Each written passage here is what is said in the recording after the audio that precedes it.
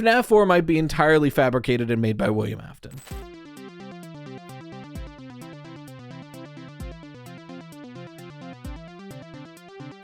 Ladies, gentlemen, and those with the good sense to do away with the whole notion, I welcome you to the premier audio medium for all your Fazbear entertainment needs. The Freddy Fazbear Pizza Podcast. Note, FFPP is not responsible for any loss of appetite, disinterest, dismemberment, or other legally classified statuses. So strap in and enjoy. Hello, everybody. Welcome back to the Freddy Fazbear Pizza Podcast. I'm your host with the host, Rytos, here to talk about Five Nights at Freddy's, like we always do. Disregard the big fucking box in the background. I'm swapping out walking pads because I bought one that was broken. Anyway, I totally forgot that was in frame. Last week, we went over pretty much all the lore that's like direct in the games for William Afton. And I mentioned that we were like kind of halfway through the process, because if you remember what we do with the characters, we do the direct, just stated lore with a little light speculation. Then we go over the speculative lore, and then I like doing the timeline. Yeah, so we only did the direct lore. There's a lot of stuff about William Afton and Five Nights at Freddy's, go figure. So if you didn't watch last week's episode, you're going to want to watch it. Today we're starting off where we left off. We did all the direct, written canon lore. Now we are doing all the speculative lore, the things that we like are pretty sure about, the things that we have to connect some dots to get to, and by God, if we have time, a timeline. So what are we like pretty sure about William Afton? That's the question. Like, what do we like have a good idea about William Afton and his whole deal? I think we go game by game. I think that makes the most sense. Like we had already with the direct lore. So, speculation. FNAF 1. Oh, do we go chronologically? Because it might be weird if we don't. I guess we'll go chronologically. Because if we go game by game, it's going to be a little weird to like talk about FNAF 1, then 2, then 3. Because they're kind of all related, right? But then, no, because that's what the timeline's for. We'll go game by game. We'll go game by game. So, FNAF 1, as it's written, doesn't even have a lot of like speculative lore or evidence about William Afton. Like there was a time people thought that the phone guy was William Afton. That's patently false at this point. But we should bring up Follow Me, right? Follow Me is ambiguous as to when it's happening. But the one thing that most people can agree on is it's probably the FNAF 1 location that it is happening. Because it's, well, the classic animatronics, and the layout is similar to identical of the FNAF 1 location. Now, some people have argued that it's the original Freddy Fazbear's Pizza, and that's why he gets locked up in the back room. It's possible. But I think it does make a lot more sense for this to take place in FNAF 1, because they're all being taken apart, right? Like, the main reason that it makes more sense to be taking place after FNAF 1, in my opinion, is that the animatronics are being taken apart in Follow Me. And in FNAF 2, you get the lines of like, oh, it's the classics. We tried to retrofit them, but it didn't quite work. So we just left them back there. And like, they're still together. They're slightly taken apart, but they're still together. Now, could argue, if we want to go off the FNAF 2 logic, that the Wizards are a different set of animatronics. But even then, you would still need somebody to fully rebuild the animatronics for FNAF 1. It doesn't seem like anybody did. Like, they touched them up, but they didn't, like, fully rebuild them from the ground up from a pile of scraps, which they would have had to if Follow Me happened. So I think it's most likely that Follow Me takes place at the FNAF 1 location after it closes, right? We know that the location is closed when Follow Me is happening. The front door is boarded shut. So it's closed and nearly abandoned, and then Follow Me happens. And speaking of, I mentioned that, like, in Follow Me, we get William Afton in that back room in the spring lock suit, and he dies there. And the question is always like, why is he still back there? Now, I've made the argument before, maybe there's a small opening and he snuck in. We know that Bonnie's programming is still active in Springtrap. That's why he cannot help but seek out the children's laughter in FNAF 3.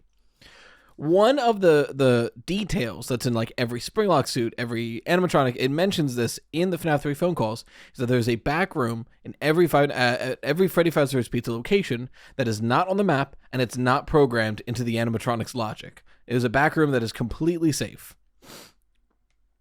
To the point where, that's what William Afton uses to get a leg up on the animatronics in Follow Me. He leads them to the back room. They get all confused, like, how did he disappear? Where did he go? And in that moment, he strikes. He takes them apart, and he, gets what he needs. Because of that, I think that might be why William Afton is stuck in that back room for so long. It might not be that he's physically stuck in the back room. It might be Spring Bonnie is in show mode, right? If the spring locks have activated, Spring Bonnie is in show mode, and a show mode Spring Bonnie doesn't understand a back room. It cannot path its way out of there. So he might have been trapped there, not necessarily because he was locked back there, but maybe because he was literally in show mode, cannot move Spring Bonnie. We see that extended shot in FNAF 3 where it's Springtrap sieging, just like having the spring locks activated. But for all intents and purposes, the spring locks are a activate, dead. He's continually pulsing. He's like shaking for the whole trailer in that slumped over position. I wonder if we've been misinterpreting those shakes. I wonder if it's not that this is the spring locks continually hurting him, but it's William Afton trying desperately to leave the back room and get out of there, but the Spring Bonnie suit is locked in show mode, and since it's in the back room, it is locked into a deactivated state and will not move until it's removed from the back room. I could see that. It's essentially William Afton banging against the walls of his cage trying to leave, but unable to, until some unlucky schmuck finds him in a back room behind this false wall that had been broken into and removes him. And now once he's in the FNAF 3 location, he can do as he pleases. I see that making a lot of sense. Is that definitely what's happening? No. And that's why it's here. And also, Follow Me arguably should be in FNAF 3, but there's going to be enough stuff in FNAF 3 that I thought putting in FNAF 1, because I think that's where it takes place, makes sense. Other than that, we don't really get a lot of speculation. I think it's worth bringing up the convicted but not charged, or charged but not convicted. So there's something really linguistically important in the FNAF 1 newspapers that I've brought up a few times that, people have agreed and disagreed on me with, but I think is worth mentioning. It's the FNAF 1 newspaper clippings. Yeah, the missing child incident paragraphs. 5 children now reported missing, suspect convicted. Now here's the interesting thing, right? I'm going to just read this verbatim to you. 5 children are now linked to the incident at Freddy Fazbear's Pizza, where a man dressed as a cartoon mascot lured them into a back room. While the suspect has been charged, the body themselves have been never found. Freddy Fazbear's Pizza have been fighting an uphill battle ever since to convince the families to return to the pizzeria. It's a tragedy. Now, what's interesting is this convicted and charged, which is huh? So, convicted, by definition, is having been declared guilty. And then there's charged. Oh, hold on. That's having an electric charge. Legal definition.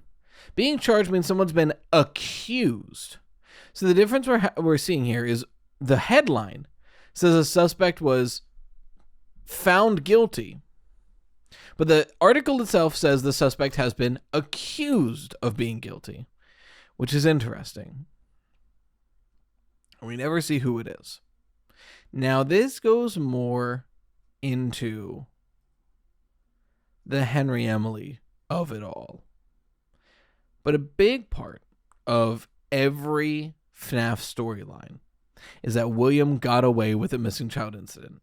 And that's why he goes on to do more killings. Because let's be real about this. If William Afton went into prison in 1985, How is he going to do the DCI in FNAF 2 in 1987, 2 years later? How is he going to be doing Follow Me in FNAF 1, 10 years later? William Afton can't be in jail for this timeline to work, which I think is why it mentions suspect and not a name. If somebody was convicted of a crime, I think it's Henry Emily. Now, this is speculative, but in the... I'm just stimming with this comb at this point. Don't worry about it. In the novel trilogy, everybody kind of suspected Henry for a moment and then went, nah, it's probably not him. But that stigma never went away, right? Like, even the police were like, it might be Henry, and brought him in for questioning and then decided, no, it's probably his partner, but we don't know where he is. And, part of the people assume that's why Henry takes his own life in the novels. It's a little bit deeper than that, but, a lot of the times in this fiction, there's this idea that Henry takes the fall for something. And Henry, now William needs to be in the timeline for a lot of it for it to make sense. Henry only needs to be in the timeline by FNAF 6. And if this happened in the 1985 timeline of it all, then the idea that, Henry gets convicted and he goes to prison for 30 years to life and then comes out around 2020 on good behavior, that lines him up perfectly to not be in the narrative and then suddenly be in the narrative again. But that being said, that's more of Henry lore, and I don't think I even brought it up in Henry's timeline, but it's worth bringing up. I don't remember, it's been a bit. But that's really all we get for FNAF 1. Like I said, FNAF 1 for lore is interesting at best because it definitely feels like Scott was still figuring out what story he wanted to tell with these games. Since like FNAF 1 was kind of the crapshoot. FNAF 1 was kind of like the... I'll just make one more game, and if it's not successful, I'll do something else. And then it was successful, so then he needed to make a story about it. Which brings us to FNAF 2, right? This is where it gets tricky. As far as, like, speculation around FNAF 2, a lot of it has to do with the minigames. We have save them, you can't. Give cake to the children, and Foxy Go Go Go, I think are the most notable ones to talk about here. So Foxy Go Go Go, obviously Foxy sees 5 kids 3 times. The third time the purple guy is there, and they're all dead. Now this is interesting too, because it's similar in a way to how we see the MCI portrayed in Into the Pit, where it is a separate back room that Foxy is inside of, that all the children are lined up and dead for. And that's interesting. It's very interesting that there's that parallel there. And we see a similar parallel in the Silver Eyes. Not that we see the bodies in the room that Foxy's in, but the fact that Foxy and Pirate Cove kind of have their own separate room, which is interesting. And that, again, like it parallels this Foxy Go Go Go idea. Now, the interesting thing here, too, is that this is very clearly the FNAF 1 location, only for the fact that Foxy's here. He's not in the FNAF 2 location. That'd be Mangle's job. There's Withered Foxy, but he wasn't performing. So the idea that, it, again, reinforces, like, this is the missing child incident, and at the hands of it is the purple guy / William Afton. But then the DCI is a question. Because we see very clearly the FNAF 2 location. The marionette is leading Withered Freddy around a bunch of scattered dead bodies, with save them being said in the background. Till eventually, you can rarely run into William Afton here, to which he charges you, and it cuts to you can't, and it ends. So somehow, William Afton just like fist fought Withered Freddy. I don't know how he won that. But it goes to say that William Afton killed more people at the FNAF 2 location, which again says, 1, he can't be in jail, but 2, why? Motive for the DCI has always been weird. So like the MCI, most people can at least get to the point of like, either he did it just because he likes killing, or maybe he was already doing remnant experiments. But FNAF 2 is interesting because the bodies are just left strewn about. Maybe it was actively happening, and he didn't get a chance to clean up yet. I don't know.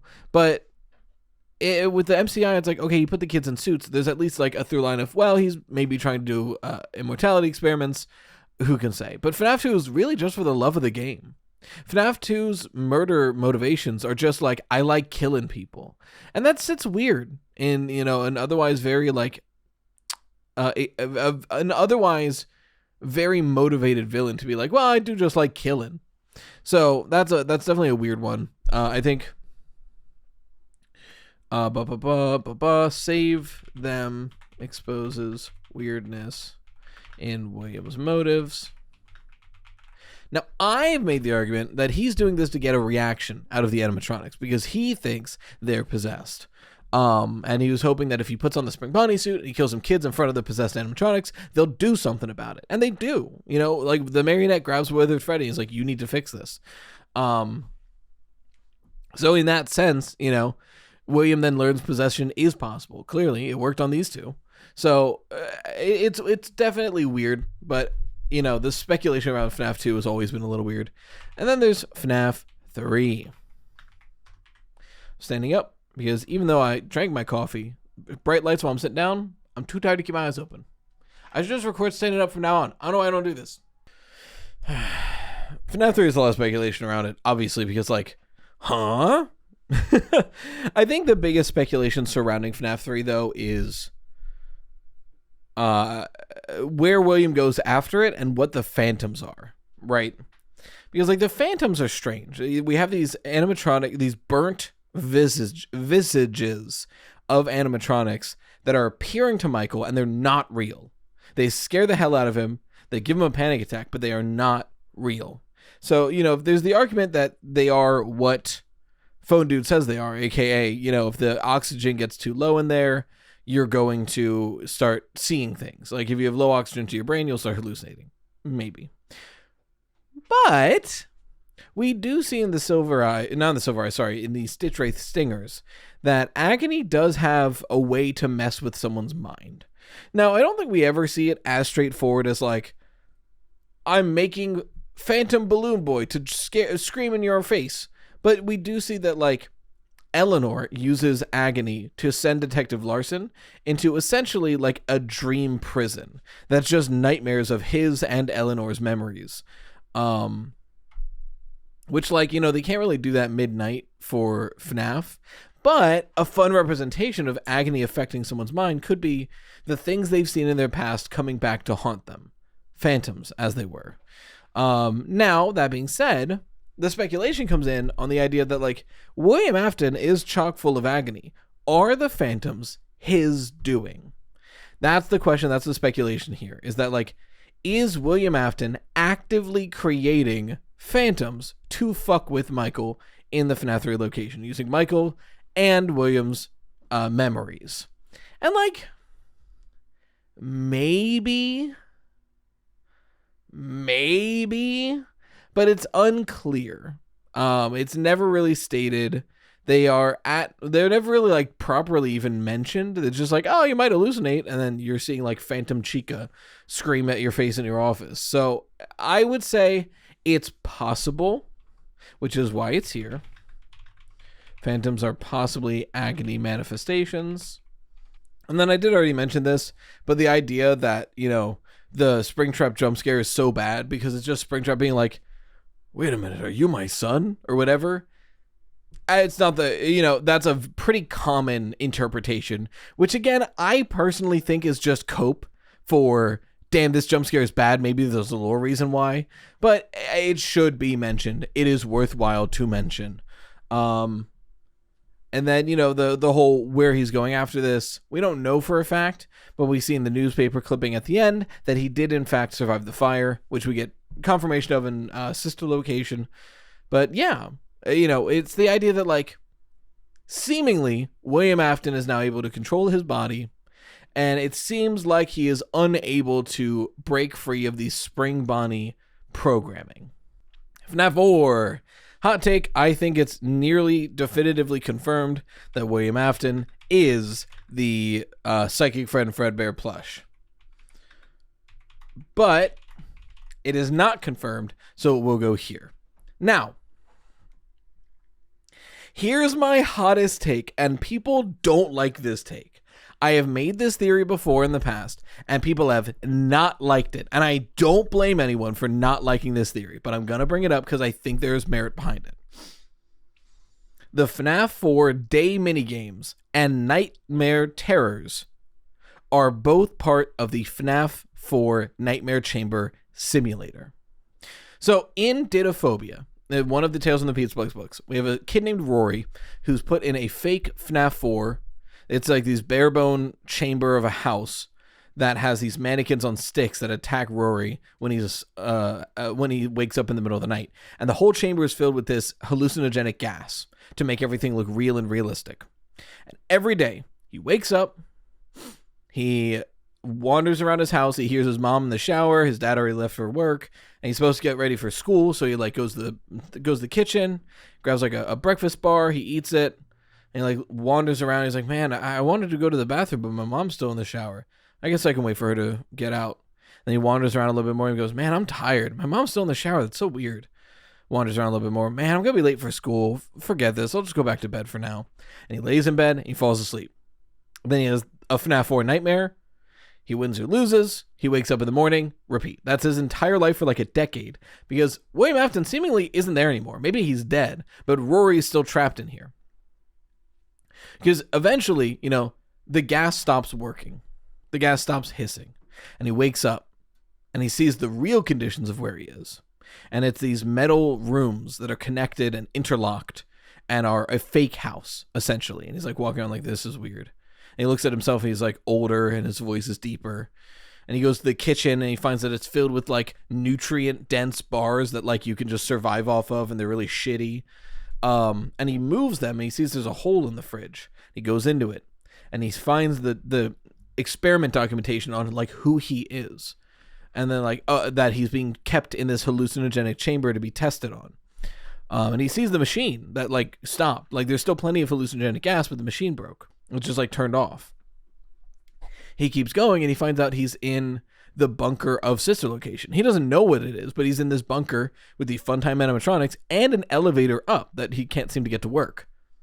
But he finds an old walkie-talkie and he tries it, and he manages to get his old childhood friend who's like blown away that he's still alive. He's like, what do you mean this works and you're alive? We thought you were dead. It's been 10 years. He's like, you need to get out. He's like, I don't know how to get out. It's like, okay, we'll look for something to get out. I'll tell the police and we'll start looking for you. So then Rory goes back into the, like, he's like looking around the Sister Location bunker. He's looking around he goes back into the FNAF 4 chambers, and eventually he finds like the escape lever.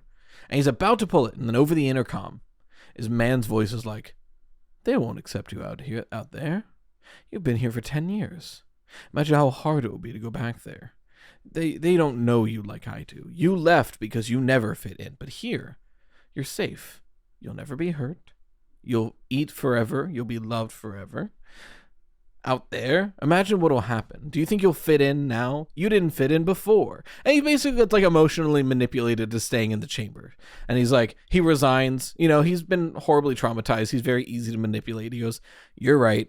He turns on the gas machine, goes back in, shuts the door, and goes to bed, essentially resigning that he'll be here until he dies.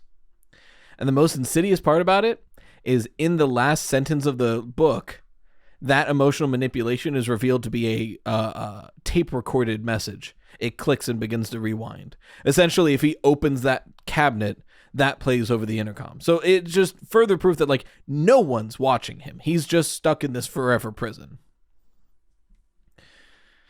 So the idea of a chamber where you are having endless nightmares and then you wake up and you wander around a place that like nothing really happens, and then you go back to bed. That is exactly the FNAF 4 gameplay. It is, you're having this nightmare, and then you wake up, and as the crying child, you're wandering down the street to your Fredbear's Family Diner. You walk in, you have a panic attack, and your Fredbear goes like, tomorrow's another day. We'll try again tomorrow. What if that's literally, we'll try again tomorrow, go back to bed? So hear me out. The FNAF 4 house, the pathway of the FNAF 4 house, and the Fredbear's Family Diner stage are all on the Sister Location fuse map. Is it not possible that that entire setup is all fake? Because we see the FNAF 4 house in Midnight Motorist, and there's no Fredbears. There is a nearby parking lot for juniors.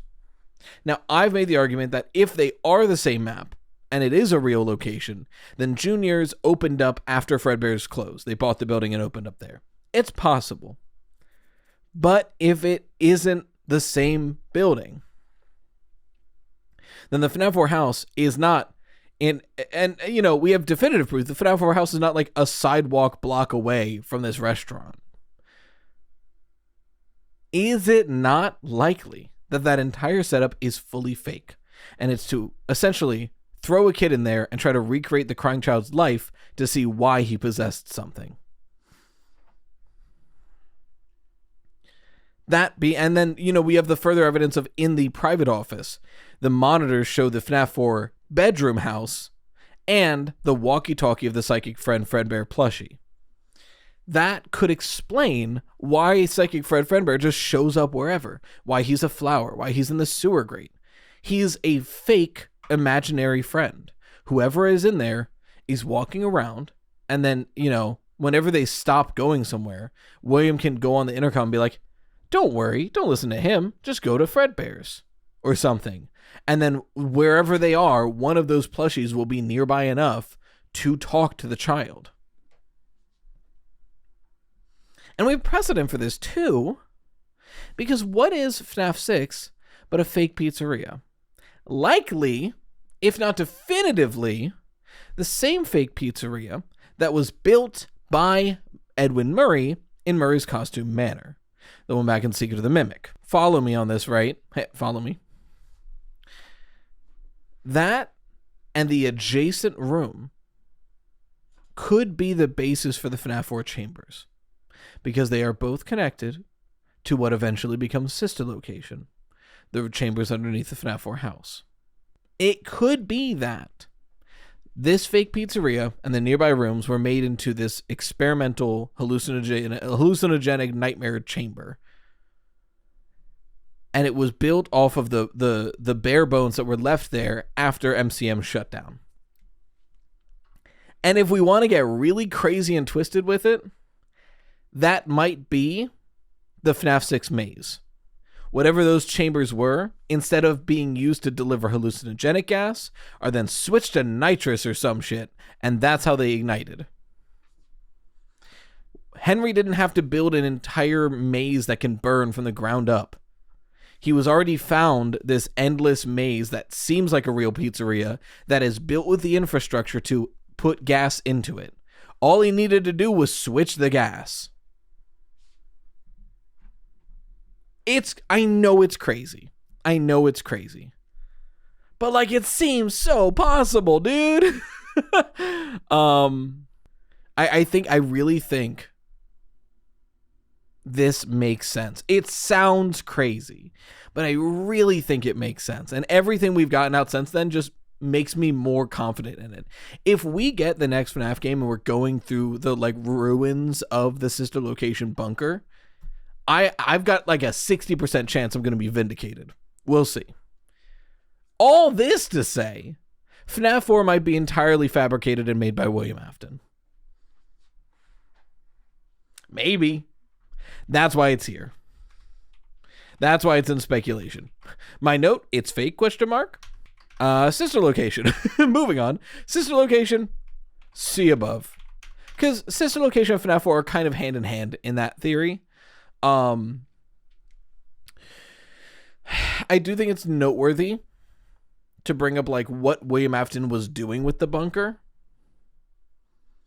I do think the whole purpose of it was remnant collection and experimentation. That's why we have the scooper. That's why we have these animatronics that seem to be able to morph and shape weirdly and contain a lot of metal. And I really think the whole purpose of Sister Location was, well, let's test it out on the Fun Times. We'll keep trying it on the Fun Times. And when it works, we'll do it on Circus Baby. We'll keep Circus Baby separate because she has Elizabeth Afton's soul in it, and we don't want to compromise it. So I think that makes sense. But that is speculation. Then FNAF 6. One of my favorite theories, the Store Mister, why he looked like that theory, that essentially is saying the reason Scraptrap looks so weird is because in between 3 and 6, he sought out the Fredbear animatronic and used that to repair himself and make modifications to no longer be tethered to the coding of Spring Bonnie. and also repair himself after the fire. Because of that, that is where Cassidy's soul attaches to him. I like the theory a lot, but that is fully speculation. And then Midnight Motorist. It's Willie. Yes, that's speculation because we don't know who the guy in Midnight Motorist is. I think it's almost definitively William Afton. FNAF World, not really anything direct. Ultimate Custom Night, we know for near certain he's the main character of it. So I don't really think there's not much speculation here because it really, I touched on this in the last episode. It seems pretty definitive that he's the guy for Ultimate Custom Night.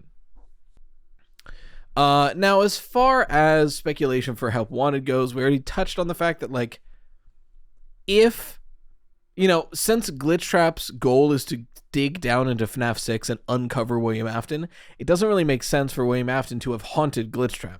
How would that have worked if Glitchtrap is, it's a paradox, like Glitchtrap, what came first, the chicken or the egg? Like, Glitchtrap can't dig up William Afton if William Afton was used to make Glitchtrap. After that, all bets are off. But before that, it doesn't make a lot of sense. As far as William Afton's influence, we see it more in like Security Breach and Help Wanted 2. It does seem like once he was dug up, William Afton's influence starts affecting Glitchtrap and the others. In what way? We really don't get a lot of time to know. It's really full speculation here because like there's not really like it. Burn Trap is tacked on at the end of Security Breach and hasn't been seen since. So as far as like what William Afton is responsible for, you just got to say, well, this makes more sense to be William Afton's doing. So that's what it is. And there's no reason why besides it makes more sense. Speaking of the Mimic though, we got to bring up that like, hey, why does the FNAF 4 bedroom look near identical to David's bedroom? That's weird. David's bedroom similarity.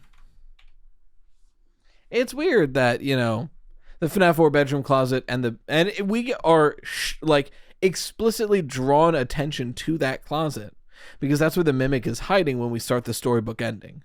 So like the game is like, look at this closet that is identical to FNAF 4's closet. Why? So that is something to bring up. There's a lot of theories on it. There's God David theory. I personally think that if anything, one, it's possible that, after some damage to it, they remodeled and that was remained, but it seems a little out there. If FNAF 4 is fully fake, then that could be why. You get the sense that like William Afton may have been helping Fiona F10 and 4 to better understand the Mimic in the hopes that he could better understand the Mimic. And in doing that, maybe that's why he originally made the FNAF 4 chambers. Maybe they were originally made to do experiments on the Mimic. And then when that didn't really go anywhere, then he began experimenting on humans. Maybe. But if so, that would explain why the closet is the same that it was in David's bedroom to like give him that sense of familiarity. It's possible. Oh, we're at 36 minutes on the recording, but I know I took a couple breaks there. So that's all speculative evidence of William Afton. So I think it's time we try to make a timeline here, which is basically just the FNAF timeline. So hold on to your butts. But in the 70s, William Afton was part of the Fazbear brand, likely the CEO or higher up, and he wanted to, the first thing we know he did is he wanted to buy up Murray's Costume Manor. So he signs a contract with Murray's Costume Manor to make a fake pizzeria and keeps extending the contract, wasting their time and wasting their money to hurt an already struggling business, and while doing that is poaching employees actively to that business and eventually is able to crush it and buy it up. I also think this is where we acquire Henry Emily as an asset, but I went into that on the Henry analysis episode. So at this point, William Afton now has strengthened Fazbear's and has bought a whole lot of new technology. So that now we know Fredbear's Family Diner already exists. Freddy Fazbear's Pizza is going to exist in about 5 years. So this interim where it's just Fredbear's Family Diner and they're ramping things up. But I think this is when a lot of redevelopment begins to happen. I think the sister location bunker begins being redeveloped underneath the FNAF 4 house. Because if we move into the reason I say this is because the Murray, old Victorian manor is in the same spot that the FNAF 4 house is in the Fall Fest, cutscenes. So in the Fall Fest lobby of Help Wanted, we see that house on the hill, and it's the FNAF 4 house. And we're in this valley next to it. And then there's this big lake next to us. And then in Secret of the Mimic, further from the parking lot is a big lake in the valley right next to that manor. And then we continue this logic that, this has all been the same plot of land. If eventually the Security Breach Pizzaplex is put here, which it seems likely because the same pizzeria is underneath both of them, then the FNAF 4 house is near the Security Breach Pizzaplex, so on and so forth. And we know that the FNAF 6 bunker is connected to sister location for the reasons I specified earlier. So, it's this big FNAF 4 house, sister location bunker, current restaurant, fake pizzeria connected by tunnels. That's been there for a long time. It's this point when that starts being phasified, right? It was Murray's house, and then Murray's little underground labs, and then tunnels that connect to the fake pizzeria and the Murray's Costume Manor. It's now being renovated over this course of 5 to 10 years to William Afton's house, the sister location bunkers, tunnels that connect to the fake pizzeria, and then I guess Freddy Fazbear's Pizza. For now, right? The new restaurant, rather. That goes well until eventually, in 1983, because he's too busy doing fuck all else, Michael Afton kills the crying child in the prank gone wrong. And it's at this point I think William Afton really becomes an antagonist. Now, he was already a shitty guy, but I think this is when it ramps up. He's looking into his business practices. He's looking into the Mimic because he acquires the Mimic in the 70s, right? We are pretty sure that, the whole point of Secret of the Mimic is that they're trying to acquire the Mimic. So the question is, what does he do with the Mimic? The fact that, the last we see of it, it's walking off into the distance, but the next time we see it, it's locked in the FNAF 6 location. So it was captured at some point. So what was he doing with it? I don't know. But whatever he was doing with it, he was too busy doing that to watch his own kids, and then his kid dies. So he takes Michael Afton, he throws him in the FNAF 4 chambers. He's like, you know what? Obviously, you can't watch your brother, and I can't watch you. Into the nightmare chamber forever you go. And then he starts observing how that affects Michael Afton. Production on Freddy Fazbear's Pizza is complete at this point. So Freddy Fazbear's opens up right above it, and you can keep an eye on that there. And in the meantime, he starts working on Circus Baby's Pizza World. It's as a way to recreate what happened to the crying child. It's well, if we can recreate what happened to the crying child, we can find out how to maybe fix him. So Circus Baby's Pizza World starts being made. Eventually, right before it opens up, it kills Elizabeth. He's like, shit, I did it again. So shuts down Circus Baby's Pizza World, moves everything into the bunker under his house. But he notices Circus Baby's possessed. That's suspicious. So then FNAF 2 opens up, and so it's hard to go over William Afton's timeline without just doing a full FNAF timeline. Because FNAF 2, at this point, would likely, we completely missed the missing child incident. That's what happens for speedrunning this shit. So, before Circus Baby's Pizza World, he's trying to figure out if there's any way to fix the crying child. Because if he can, then he can be immortal too. So, he's looking into it. He's like, well, he died with one of these suits. So what if I kill a kid and put him in a suit? Missing child incident. Is that great motivation? No. But we never really have great motivation for William Afton this early on. Missing child incident shuts down the Freddy Fazbear's Pizza. We move to FNAF 2. Why do we move to FNAF 2? That's the question. Well, there's a couple possible reasons.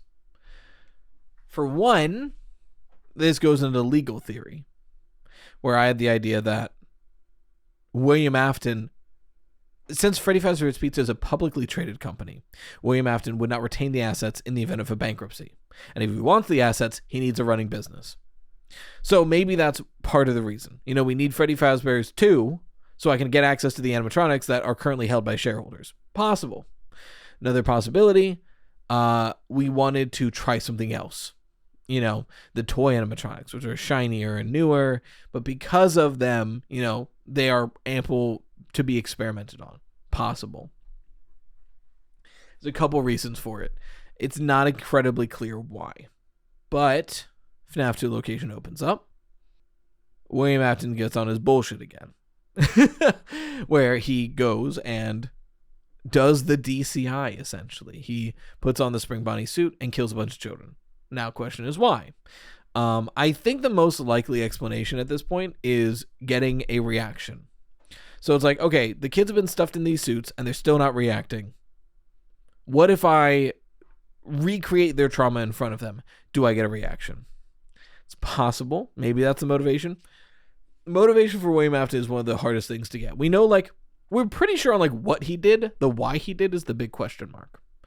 But without arousing suspicion, he needs someone to try to reclaim any assets, try to get a closer look. So he pulls Michael Afton out of the nightmare chamber. He says, go get a closer look, take apart some of those animatronics for me.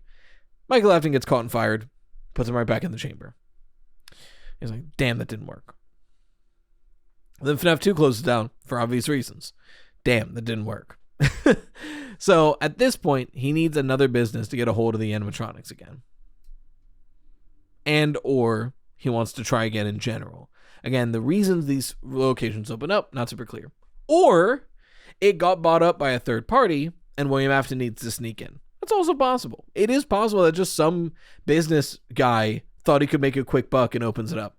Because that's directly what happens in The Storyteller. The reason the Pizzaplex opens in the first place, according to Tales of the Pizzaplex, is that some rich kid was like, I knew if I found a business that everybody hated, I could buy it for cheap, flip it for profit, and sell it. That's the whole reason the Pizzaplex opens in the short stories. So that could just be the reason why some of these restaurants open. We're never sure. It's never specified. But if that is the case, regardless, FNAF 1 is open, and William Afton wants to get a closer look at these animatronics again. So he plugs out Michael and says, go do it right this time. Michael lasts for a week, but he still gets fired. And then FNAF 1 closes down. So William Afton's like, I'm sick of this. No one can do anything right. If you want something right, you do it yourself. He goes to the FNAF 1 location and night after night systematically takes them apart, brings the metal back to the sister location bunker, melts it down, and injects it into a fun time. It's like, look, I swear these robots are possessed. I'm going to take them apart. I'm going to melt their metal down and put it into the fun times and see if I get a reaction. And the fun times do start reacting. They start acting weird. So he keeps doing it. And 4 nights later, he's melted down the main cast, injected them all into the fun times, and they are starting to react, but they are unruly and dangerous. Well, I killed them with the Spring Bonnie suit. I can probably use that to better control them. Maybe they're afraid of it. So he goes back one last night to the sister location, to the FNAF 1 location. He goes to grab the Spring Bonnie suit, but as he does it, unbeknownst to him, the spirits had been waiting, and they corner him in the back room. He goes, well, I came for this. I'll do it again. He puts on the Spring Bonnie suit to try to scare off the children. It does work for a moment as they all stop. But the moisture that had been falling on the suit and his own laughter trigger the spring locks, killing him inside. Now, he doesn't die. He seems to either possess himself or his agony is so strong that it motivates him to stand up, regardless. Once again, proving that possession can work when one of these corpses is stuffed into a suit. Accidentally doing it to himself before he finished his experiments. But he can't leave. He's in the back room that is programmed to be ignored by these animatronics when they're in show mode. And Spring Bonnie is in show mode. His spring locks are activated. So no matter how he tries to move, he cannot get up and he cannot leave this back room. And he's in it for who knows how long. My current timeline says he's in there for like 20 years. But eventually, when Phone Dude is looking for stuff to bring into his haunted house, he stumbles upon that Freddy Fazbear's Pizza. And in the back room, finds a Spring Bonnie coiled up in the corner, stinky and rotted away. Perfect. He hoists him up, brings him into the FNAF 3 location, and suddenly, William Afton can move. Now, it's been a while. He's still getting used to it. Still kind of wobbling, or like wobbling around and limping or whatever, but he's getting used to it. And he goes to try to get out, and he figures he'll take out the security guard on the way, only to find that the security guard is his son. What? His son, who then lights the whole building on fire and kills him. Well, attempts to kill him, but it doesn't work. Clearly, he needs to be stronger, and he needs to make some repairs. So he goes back to the FNAF 1 location, and he finds Golden Freddy, the Fredbear suit.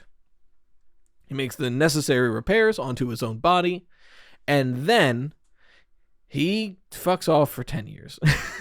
So this is the weird part.